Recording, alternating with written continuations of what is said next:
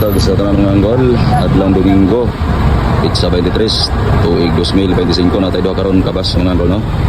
Ang biyahe padulong sa Southern Leyte ang 2403 nga suntong dala ni Mr.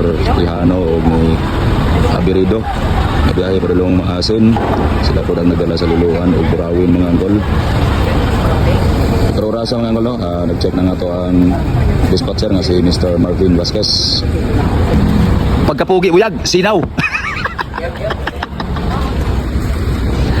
O nga itong 2401 na biyahe padulong sa Palumpon. O ang driver sa itong 2401 si Peroki o si Kuya Santa Cruz mga angkol. O saan nakita ninyo mga angkol, wala na tayong mga pasahero dito sa bus, kanina lang nagkatod. Kaya itong mga pasahero na nas-taas yung mga bus mga angkol. Kung sa inyo mga nakita mga angkol, no, puno kita na ito ang mga bus karon. Ang duha ka bus na ito nga biyahe padulong sa Southern Leyte. So mga pasahero na ito na nasa taas sa bus.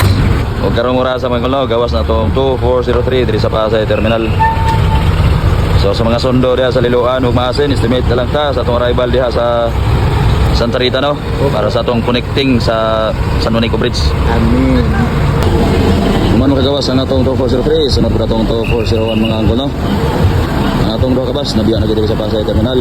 So God bless na itong tanan o mayong buntag.